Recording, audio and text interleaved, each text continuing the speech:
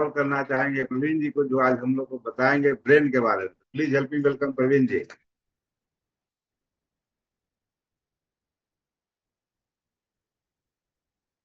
Good morning to all of you.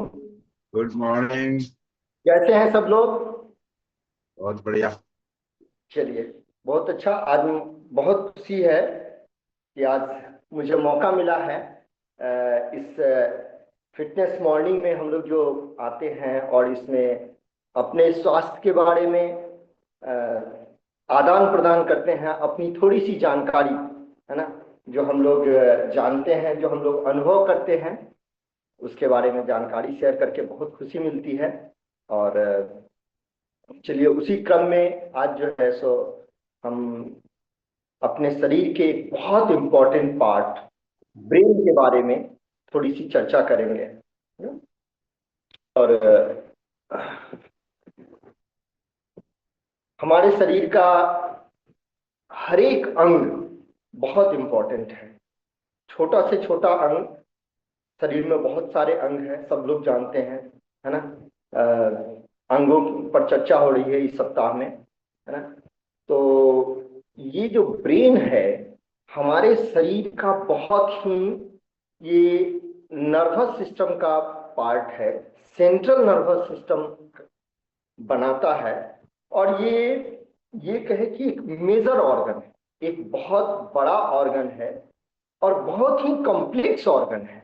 बहुत बहुत complex, माने हमारे शरीर का कहें तो सबसे कॉम्प्लेक्स ऑर्गन में से एक आता है, जो हमारे शरीर के सबसे ऊपरी पार्ट में, जिसको हम लोग बोलचाल की भाषा में सर कहते हैं, हेड कहते हैं, उसके अंदर स्कल, स्कल के अंदर में सुरक्षित रहता है, जिसको हम लोग हिंदी में खोपड़ी कहते हैं। उस खोपड़ी के अंतर्गत ये सुरक्षित रहता है।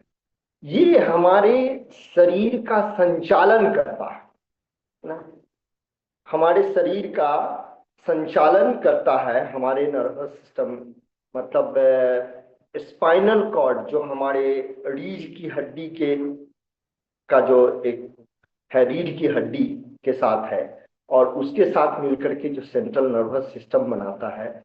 तो कैसे संचालित करता है? जैसे हमको क्या बोलना है, बोलने से पहले हम लोग क्या करते हैं? सोचते हैं। तो हमारा सोच जो है, कहाँ से, अब सोचने का प्रक्रिया कैसे शुरू होती है? हम कोई चीज देखते हैं, हम कोई चीज सुनते हैं, हम कोई चीज अनुभव करते हैं, है ना। हम कोई चीज जैसे टेस्ट लेते हैं, हमारे जीभ में टेस्ट होता है, तो वो सब जो है वो सेंसरी परसेप्शन है। मतलब हम जैसे हिंदी में जो हम लोगों को बोलचाल की भाषा में हिंदी में कहा जाता है इंद्रियां, तो हमारी इंद्रियां जो है उस चीज को अनुभव करती हैं, और वो अनुभव जो है हमारे ब्रेन को सूचना संप्रेषित करती है, माने वो इंफॉर्मेशन जो है हमारे ब्रेन तक जाता है, और ब्रेन उसके हिसाब से वो उसको इंटरप्रेट करता है। मतलब हमने क्या सुना, हमने क्या सोचा, हमने क्या अनुभव किया, हमने क्या चखा, है ना, उसको किस तरह का है, उसको वो इंटरप्रेट करता है, और उसी इंटरप्रेट के बाद वो फिर एक्शन करता है। एक्शन के लिए जो है सो हमारा हमारा हमारे शरीर को जो है सो वो आदेश देता है एक तरह से। जैसे हमारे मन में अभी विचार आया कि हमारा हाथ उठना चाहिए, है ना। तो मन में विचार जो आया वो हमने सोचा, है ना। तो सोचने का जो प्रक्रिया है वो शुरू होता है ब्रेन में। और जब हमारे मन में ये विचार आया कि हमारा हाथ उठना चाहिए, तो हमारा ब्रेन हमारे हाथ के मसल्स को और बोन्स के मसल्स को जो है सो सूचना दिया, स्टिमुलेट किया कि तुम उस जगह वो एक्शन करो जिस एक्शन से हमारा हाथ उठ जाए। और हमारा हाथ उठा तो लोगों को दिखा या मुझे लगा कि हाँ हमारा हाथ उठ गया, है ना। लेकिन वो शुरुआत जो हुआ वो ब्रेन से हुआ। तो ब्रेन जो है सो जितनी भी तरह की क्रियाएं हैं जो बाहर में जो हम देखते हैं, जो हम इकट्ठा करते हैं, उन सबों को इंटरप्रेट करने का काम ब्रेन करता है कि इसमें हमको क्या करना है, कैसे करना है ना। उसके बाद ही वो काम करता है। यानी कि नर्वस सिस्टम का कंट्रोल सेंटर है, नर्वस सिस्टम जो है वो का कंट्रोल सेंटर ब्रेन है। ये रिस्पॉन्सिबल है हर चीज के लिए, ये रिस्पॉन्सिबल है हर थॉट के लिए, है ना, हमारे हर इमोशंस के लिए, है ना। जैसे कोई चीज आदमी सुना, अब सुनने के बाद उसको वो दुख लगा या सुख लगा, अच्छा लगा या बुरा लगा, ये काम जो है सो ब्रेन करता है ना। यदि किसी आदमी के शरीर में ब्रेन सही से काम नहीं कर रहा हो तो वो जो सूचना सुना, कोई भी चीज सुना, वो उस पर वो रिएक्ट नहीं कर सकता है ना, क्योंकि वो सोचने का काम जो है ब्रेन उसका नहीं कर रहा। और जिस आदमी का काम कर रहा है उस पर वो रिएक्ट करेगा कि हाँ मैंने कैसे जो सुना तो वो किस तरीके से उसको अच्छा लगा या बुरा लगा, है ना, ये ब्रेन डिसाइड करता है। इसके बाद ये लाइफ को जो है सो मैंने समझिए कि कीपिंग वी एलाइव, हम लोग जीवित हैं, इसके लिए भी ब्रेन बहुत बड़ा काम करता है। और वो बड़ा काम कैसे करता है? हम लोग सोचते हैं ना कि हम लोग ब्रेथ कर रहे हैं, हम लोग सांस ले रहे हैं, है ना, सांस ले रहे हैं छोड़ रहे हैं। तो सांस लेने और छोड़ने की क्रिया जो है हमारे मन के ऊपर है, वॉलंटरली है। हम सांस थोड़ी देर रोक भी सकते हैं, थोड़ी देर उसको फास्ट भी कर सकते हैं। लेकिन उस सांस के कारण जो अंदर में रेस्पिरेशन का क्रिया होता है ना, सांस लेने और छोड़ने के बाद जो अंदर में हमारे शरीर के अंदर जो रेस्पिरेशन का क्रिया होता है, वो रेस्पिरेशन वो वॉलंटरली नहीं, उसमें हमारा कोई जोर नहीं चलता, वो सतत लगातार वो काम करते रहता है ना। तो वो काम जो है सो हमारा शरीर खुद करता है। उसको कौन कहता है? वो करने के लिए जो कहता है वो ब्रेन है ना। उसके बाद एक चीज और है ना, हम लोग जानते हैं सब लोग कि हम लोगों का हार्ट जो है लगातार पंपिंग करते रहता है, ब्लड का पंपिंग करते रहता है। हार्ट जो है सो उसका रिलैक्सेशन होता है और वो कंट्रैक्शन होता है हार्ट मसल्स का।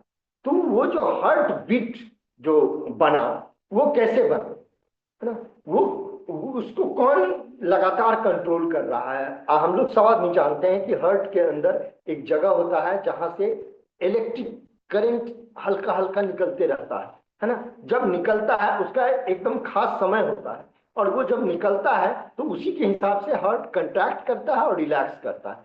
तो वो कंट्रैक्ट और रिलैक्स करने के लिए जो इलेक्ट्रिक करंट जो निकलता है, वो करंट निकलने को कंट्रोल कौन करता है? ब्रेन करता है ना। ब्रेन जो है सो उसको कंट्रोल करता है, जिसके कारण वो हार्ट बीट उसका सही चल रहा है। तो फिर उसमें जो है सो कहाँ काम किया, यानी कि हार्ट रेट जो है जो बना हमारा हार्ट रेट, उसको भी कंट्रोल किया ब्रेन। शरीर के अंदर और भी जितनी क्रियाएं हो रही हैं लगातार, हम जब कुछ खाते हैं और उसके बाद डाइजेशन की क्रिया शुरू हो जाती है, हम जैसे ही खाएं, है ना, डाइजेशन की क्रिया शुरू हो जाती है। हमारे चाहने या नहीं चाहने से वो रुकने वाला नहीं, है ना। क्यों? हम जैसे ही भोजन लिए, है ना, हम जैसे ही मुंह में कुछ डाले, हमारा हमारा जो है सो वो वहां का जो ऑर्गन है वो ब्रेन को सूचना संप्रेषित किया कि हमारे शरीर में, हमारे मुख में वो कुछ आया, है ना, जो हमको लेना है। और ब्रेन उसको इंटरप्रेट किया तुरंत, और इंटरप्रेट करने के बाद जो है सो कंट्रोल दिया, उसको मोटर कंट्रोल कहते हैं, वो कंट्रोल दिया कि आपको जो है सो इसको चबाना है, और इसको जो है सो चबाए, और उसके बाद डाइजेशन शुरू हो गया। रेस्पिरेशन का काम हो, डाइजेशन का काम हो, सर्कुलेशन का काम हो, एक्सक्रीशन का काम हो, यानी हमारे शरीर में जितनी भी क्रियाएं हैं सबको सूचना प्रेषित कर रहा है ब्रेन। और सबको जब सूचना प्रेषित कर रहा है तो सारी क्रियाएं ब्रेन के द्वारा कंट्रोल हो रही हैं। यदि किसी आदमी का ब्रेन सही से काम नहीं करे तो बहुत सारा उसका डिसफंक्शन हो जाए, है ना। डिसफंक्शन मैंने ब्रेन सही से काम नहीं करेगा तो उसका उसका सूचना ही को वो इंटरप्रेट सही से नहीं करेगा। जो सूचना उसके ब्रेन में गया ऑर्गन के माध्यम से, उसको सही से इंटरप्रेट नहीं करेगा, और जब सही से इंटरप्रेट नहीं करेगा तो उसका रिएक्शन सही नहीं होगा, और रिएक्शन सही नहीं होगा तो हम कहेंगे कि वो उसके बहुत सारे मैंने उसका जो है सो सब कुछ गड़बड़ हो जाएगा। डाइजेशन गड़बड़ हो जाएगा, उसका रेस्पिरेशन का रेट गड़बड़ हो जाएगा, उसका जो है सो एक्सक्रीशन का रेट गड़बड़ हो जाएगा, और उसकी क्रिया। तभी तो कहा जाता है कि ब्रेन डेड हो गया, यानी कि आदमी अब सही नहीं रहा इस दुनिया में, है ना। तो ये कितना बड़ा काम है ना, लगातार होते रहता। हम लोग जानते हैं कि हम लोग सब आदमी को बोलचाल की भाषा में पता ना कि हमारा हार्ट जन्म से लिया और मृत्यु पर्यंत तक जो है सो वो काम करते रहता है, वो दिखता। लेकिन ब्रेन भी जन्म से लेकर के एकदम अंतिम क्षण तक काम करते रहता है ना। वो दिखता नहीं है। भले जब हम सोते हैं उस समय ब्रेन आपका रेस्ट लेता है, आपको लगता है कि ब्रेन रेस्ट ले रहा है, लेकिन उस समय भी वो काम करते रहता है, जिसको हम लोग कहते हैं नहीं कि हाँ अलौकिक दुनिया हमारी चलती रहती है। वो अलौकिक दुनिया समाप्त नहीं होती है ना, ब्रेन का काम चलते रहता। तो ये जो है माने कहें कि पूरी लाइफ को ये कंट्रोल करता। अब ब्रेन के बारे में हम थोड़ा सा कहते हैं कि ये बनता कैसे। ये बना होता है मिलियंस मिलियंस नहीं बिलियंस ऑफ न्यूरॉन्स से और उसके सपोर्टिव सेल्स, है ना। सपोर्टिंग सेल में बहुत सारे सेल आते हैं। लगभग 86 बिलियन 86 बिलियंस न्यूरॉन्स हमारे ब्रेन में होते हैं, और इतना ही लगभग सपोर्टिव उसके अलग अलग सेल होते हैं जिससे मिल करके वो बना होता है। लगभग 1300 ग्राम, है ना, 1200 से 1300 ग्राम का वो वजन का जो है सो ब्रेन हमारे पूरी बॉडी को जीवन पर्यंत कंट्रोल करते रहता है ना। हम लोगों को सक्षम बनाता है कि हम लोग वर्ल्ड को एक्सपीरियंस करें, है ना। देखते हैं जिसका ब्रेन सही नहीं काम करता है उसको कहता है कि उसको वो सही से वर्ल्ड को माने पूरी दुनिया को आसपास को वो एक्सपीरियंस नहीं कर सकता। वह एक्सपीरियंस करने के लिए बनाता है ब्रेन, है ना। हम लोगों को सक्षम बनाता है टू लर्न, हम लोगों को सीखने का काम जो है तो ब्रेन करता है ना। हम लोगों को टू इंटरैक्ट, है ना, इंटरैक्ट करने का, दुनिया से हम कैसे इंटरैक्ट करें, हम अपने आप से, हम अपने समाज से, हम अपने आस पड़ोस से, दुनिया से कैसे इंटरैक्ट करें, सारा काम जो है सो वो करता है। तो इसमें एक तो हो गया कि सेंसरी रिसेप्शन होता है, जो दुनिया लिया उसको रिसेप्ट किया और उसके बाद उसको इंटरप्रेट किया और फिर उसको कंट्रोल किया मोटर। ये मेनली 3 पार्ट से बना होता है। ब्रेन के अंदर जो है हमारा मुख्यतः 3 बड़े बड़े पार्ट्स उसको कह सकते हैं वो होता है। एक बड़ा पार्ट होता है सेरेब्रम, ये सबसे बड़ा पार्ट होता है, लार्जेस्ट पार्ट ब्रेन का के अंदर होता है। और ये सेरेब्रम जो है वो 2 हेमिस्फीयर में, है ना, सेरेब्रल हेमिस्फीयर में बटा होता है ना। और वो 2 सेरेब्रल हेमिस्फीयर में जो बटा होता है वो दोनों उसके हेमिस्फीयर के इनर पार्ट में व्हाइट मैटर होता है और आउटर पार्ट में ग्रे मैटर होता है, जिसको सेरेब्रल कॉर्टेक्स कहते हैं। वो सेरेब्रल कॉर्टेक्स दिखने में कैसा लगेगा, दिखने में आपको अखरोट के जैसा लगेगा कि अखरोट को आप जब छीलते हैं उसका जब ये हटाते हैं तो जिस तरीके का वो बना होता है ना, जनरली उसी तरह का होता है वो सेरेब्रल कॉर्टेक्स। तो सेरेब्रल कॉर्टेक्स जो ग्रे मैटर है उसमें बहुत सारा अलग अलग पॉइंट पे अलग अलग चीज को इंटरप्रेट करने का शक्ति प्राप्त है। ईश्वर ने उस तरह का बनाया है हमारे ब्रेन को कि उस पूरे हेमिस्फीयर में जितना भी इनर पार्ट है व्हाइट मैटर और आउटर पार्ट जो सेरेब्रल कॉर्टेक्स है उसका जितना भी पॉइंट है वो हर एक पॉइंट अलग अलग चीज को इंटरप्रेट करने का शक्ति रखता है। कहीं पर है जो वो लर्निंग का, कहीं पर है हम कितना सीखते हैं, वो पॉइंट हमारा मजबूत है तो हम कितना सीख सकते हैं। आदमी को, किसी किसी को आप सुने होंगे कि इसका सीखने की शक्ति इसको बहुत ज्यादा है, यानी कि उसका जो है सो वो पार्ट बहुत अच्छा है, बहुत अच्छे तरह से फंक्शनिंग में है कि वो सीख सकता है। किसी को आप देखिएगा म्यूजिक म्यूजिक बहुत अच्छा बजाता है, किसी को देखिएगा उसका कोई मैथमेटिक्स बहुत अच्छा बनाता है, फिजिक्स बहुत अच्छा है, मैंने साइंस पार्ट उसका बहुत अच्छा है, कोई लैंग्वेज सीखने में बहुत अच्छा है, लैंग्वेज जो है सो वो सीख सकता है तुरंत से, यानी कि वो सीखने का जो काम है वो कर सकता है। उसके बाद वो जो है सो जैसे किसी का रीजनिंग पार्ट, मैंने वो बहुत अच्छा तर्क दे सकता है ना। कोई है जो बहुत अच्छा कोई क्रिएटिव वर्क कर सकता है, बहुत अच्छा किसी मैंने हर एक पॉइंट अलग अलग चीज के लिए, है ना, अलग अलग पॉइंट है, जो पॉइंट काम करते रहता है, जैसे ही सेंसेशन मिला वो पॉइंट एक्टिव होकर के उसको रिस्पॉन्ड करता है। तो वो जो है सो ये की मैंने की फंक्शन जो है हमारे ब्रेन का, वो ये करता है सेरेब्रम। अब दूसरा पार्ट जो है, एक पार्ट सेरेब्रम हो गया, दूसरा पार्ट है वो बोलते हैं सेरेबेलम। सेरेबेलम ये लोकेटेड होता है सेरेब्रम के जस्ट पीछे।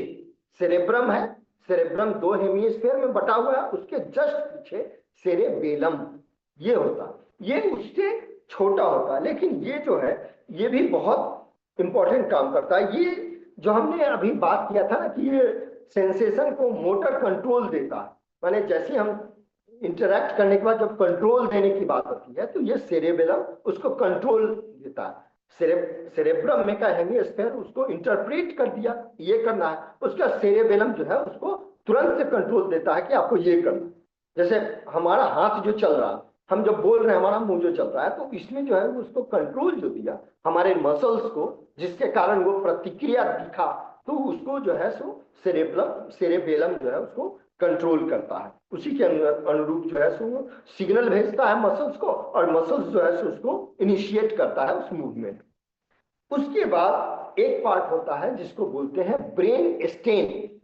वो उसके नीचे, जैसे सेरेब्रम हुआ उसका हेमिस्फीयर उसके नीचे होता है, और उसमें एक लगा होता है वो होता है ब्रेन स्टेम। वो सबसे छोटा पार्ट होता है, लेकिन वो भी बहुत इंपॉर्टेंट। पता वो ब्रेन स्टेम में ही हमारा कुछ ग्लैंड्स, बहुत इंपॉर्टेंट ग्लैंड्स वहां पर सिचुएटेड होते हैं, जो ग्लैंड्स काम करते हैं, और वो ग्लैंड्स हमारे जीवन को कंट्रोल करते हैं। कैसे? जैसे वहां पर एग्जांपल देते हैं, एक पिट्यूटरी ग्लैंड,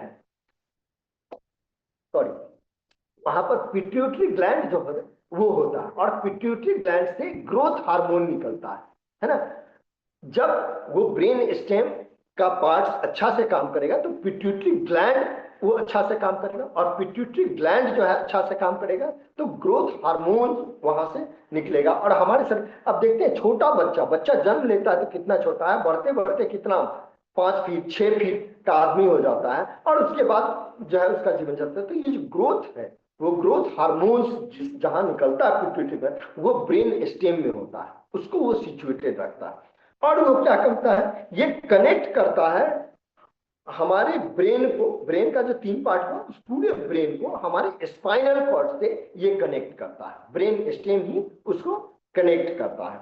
ये कंट्रोल करता है बेसिक लाइफ साइंस को। हमने जो शुरू में बात किया कि बेसिक लाइफ जो है, हमारा रेस्पिरेशन, हमारा डाइजेशन, हमारा उसका रिफ्लेक्स एक्शन, माने तुरंत जैसे कहीं पीने चूहा, और चूहा हमारा हाथ वहां से हट जाता है।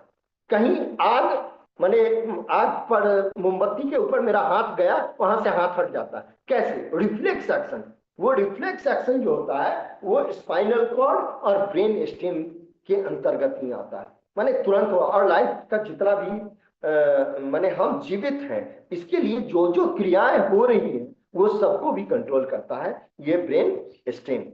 तो उसके बाद और ब्रेन क्या करता है, वो इमोशंस एंड बिहेवियर को कंट्रोल करता है ना। ब्रेन जो है वो रेगुलेट करता है हमारे इमोशंस को, हमारे बिहेवियर को, हमारे मोटिवेशनल थॉट्स को। हम जो सोचते हैं मोटिवेशन कहीं से मिलता है हमको, या हम मोटिवेशन कहीं देते हैं, तो उसको भी ये कंट्रोल करता है पूरा। और ये न्यूरल पाथवे बनाता है ना। न्यूरल पाथवे माने न्यूरॉन्स का जो है सो पूरी बॉडी से न्यूरॉन्स जुड़ा हुआ है उस स्पाइनल कॉर्ड के माध्यम से ब्रेन से। तो उसका ये पाथवे बनाता है जिसके कारण ये कंट्रोल होता है। और उसके बाद ये क्या करता है, ये कोऑर्डिनेशन एंड बैलेंस बनाता है।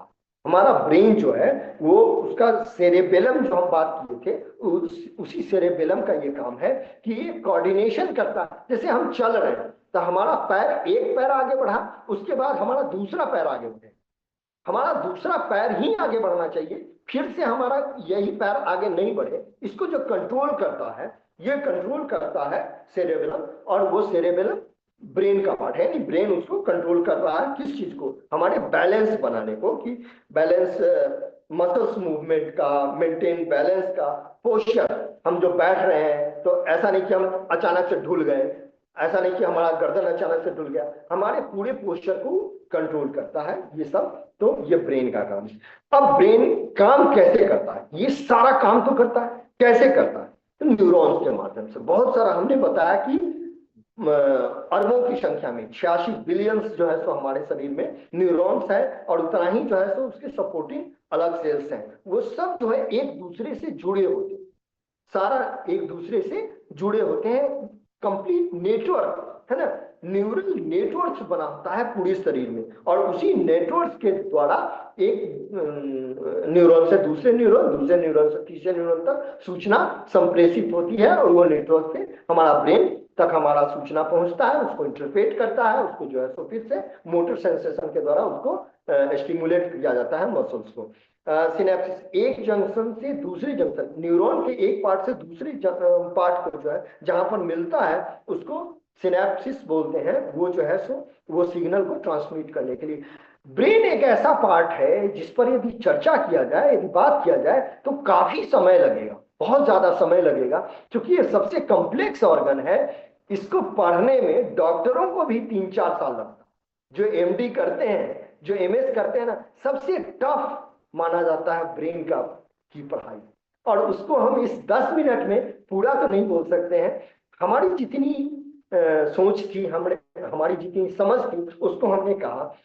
अब इसमें थोड़ा सा बस 1 मिनट और लेंगे कि ये जो है सो यदि ब्रेन सही से काम नहीं करे तो बहुत सारा प्रॉब्लम्स आ सकता है ना, क्योंकि काम बहुत करता है, उसका फंक्शन बहुत ज्यादा है, और वो फंक्शन थोड़ा भी यदि सही से काम ब्रेन नहीं करना शुरू करे तो वो सारा का चीज जो है वो उसमें गड़बड़ी आने लगेगा। क्या क्या करे, जैसे यदि डैमेज होता है किसी भी कारण से, ब्रेन जो है वो डैमेज हो जाए तो उसको मेडिकल टर्म में जो ट्रॉमा बोलते हैं वो ट्रॉमा हो सकता है।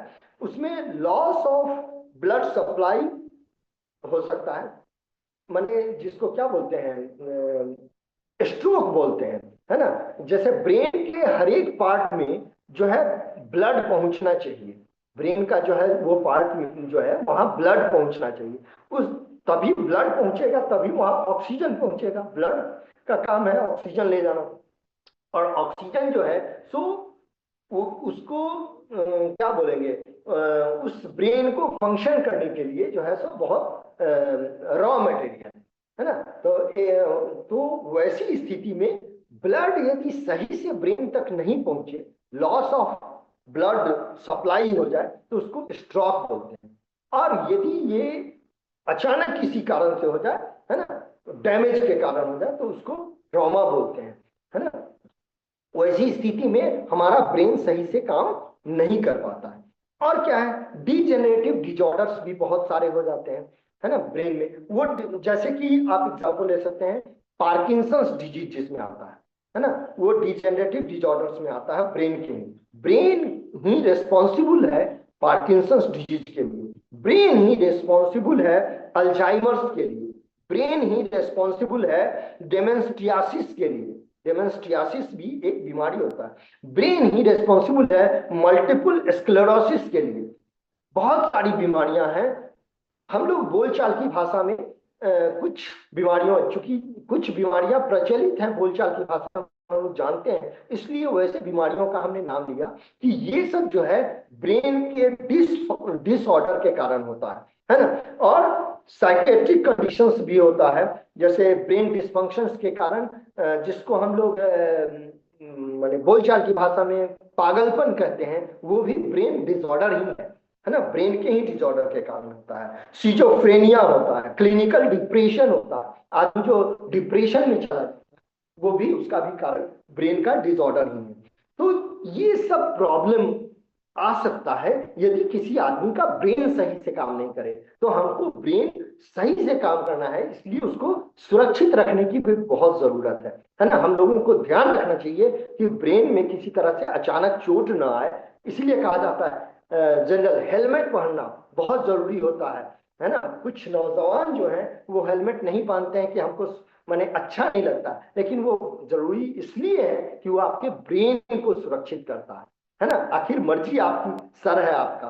ब्रेन को सुरक्षित रखने के लिए और क्या क्या हम कर सकते हैं, है ना। ब्रेन का स्टेटस बढ़िया रहे, बहुत बढ़िया रहे, गुड स्टेटस में रहे, उसके लिए हमको करना क्या चाहिए। कुछ चीजें हैं जिसको हम जल्दी जल्दी बताते हैं। पहला काम है प्रायोरिटाइज मेंटल स्टिमुलेशन। हमारे मेंटल स्टिमुलेशन को जो प्रायोरिटाइज करें, माने प्रायोरिटी दें, है ना। हम उस सभी कामों को प्रायोरिटी दें जिससे हमारा माने ब्रेन जो है उस पर उसको चैलेंज दें। जैसे कि उसमें आता है इंगेजिंग इंगेजिंग एक्टिविटीज करें जो चैलेंज दे ब्रेन को। जैसे कि हमको नया चीज सीखना हो, है ना, learning a new language, learning a new skill, learning a new music, learning a new reasoning, है ना। हम स्कूडो स्कूडो आता है जो पेपर में आता है, उसको हम करें। वो जो है ब्रेन को लर्निंग ए न्यू गेम्स, किसी तरह का प्लेइंग ब्रेन गेम्स जिसमें हमारा दिमाग लगता हो, उस तरह का काम करें तो उसको स्टिमुलेट करेगा, हमारे ब्रेन को स्टिमुलेट करेगा कि वो काम करे। तो वो करना चाहिए, ये बहुत जरूरी है। दूसरा चीज जरूरी है कि हम रेगुलर एक्सरसाइज करें, है ना। यानी हमारी फिजिकल एक्टिविटी जो है वो लगातार होनी चाहिए। लगातार होनी चाहिए कहने का मतलब कि प्रतिदिन होनी चाहिए, हमेशा होनी चाहिए। ये नहीं कि 2 दिन एक्सरसाइज किए उसके बाद 4 दिन आराम किए, नहीं, हमको एक्सरसाइज रेगुलर करना चाहिए, हमारा फिजिकल एक्टिविटी रेगुलर चलना चाहिए। दूसरा चीज, तीसरा चीज हम बता रहे हैं वो डीप स्लीप होना चाहिए। यानी कि हम एडिक्वेट मात्रा में रेस्ट लें, हमारे शरीर को रेस्ट भी बहुत जरूरी है, जो हमारे ब्रेन को फिर से रिजुविनेट करता है सही तरीके से काम करने के लिए। तो हम डीप स्लीप लें, हेल्दी लाइफ स्टाइल लें, है ना। हम अपना लाइफ स्टाइल को बढ़िया बनाएं, सोशल इंटरेक्शन रखें, सामाजिक ताना बाना जिसको बोलेंगे वो बना रहे, सोशल इंटरेक्शन रहे। इंगेजमेंटल माने सोशल इंटरेक्शन जो है और इंगेजमेंट जो है वो रिड्यूस करता है हमारे स्ट्रेस को, है ना, हमारे स्ट्रेस को रिड्यूस करता है। तो हमको स्ट्रेस नहीं लेना है ना, ये सब हम करें। और फाइनली लास्ट में हम ये बोलेंगे कि बैलेंस डाइट ले, है ना, इनकॉर्पोरेटिंग द बैलेंस डाइट। हमारा डाइट जो है बैलेंस्ड होना चाहिए, हमारी डाइट में वो सारी चीज होनी चाहिए जो हमको जरूरी है हमारे शरीर के लिए, वो हमारे जरूरी है हमारे ब्रेन के लिए भी। हमारे शरीर में प्रोटीन एडिक्वेट मात्रा में होना चाहिए, हमारे शरीर में जो इनटेक हम लेते हैं प्रोटीन जरूर होना चाहिए। भारत में पाया गया है कि 80% लोगों के खाने में प्रोटीन की कमी होती है, और प्रोटीन की कमी कहीं ना कहीं हमारे ब्रेन सेल्स को भी प्रभावित करेगा, और ब्रेन सेल्स को प्रभावित करेगा तो ब्रेन का डिसऑर्डर होना संभव हो सकता है। इसलिए हमारा बैलेंस डाइट होना चाहिए, विटामिन होना चाहिए, मिनरल्स होने चाहिए जो हम लोग बात कर रहे हैं, फाइबर्स होनी चाहिए, वाटर एडिक्वेट मात्रा में। यानी हमारा डाइट जो है बैलेंस्ड होना चाहिए, गुड क्वालिटी का होना चाहिए, ऑर्गेनिक फूड लेना चाहिए। इस तरीके से हम अपने एक्सरसाइज से, हम अपने मेंटल स्टिमुलेशन से, हम अपने सोशल इंटरेक्शन से, हम अपने बैलेंस डाइट से ब्रेन को बढ़िया और सुरक्षित रख सकते हैं। Okay and thank you.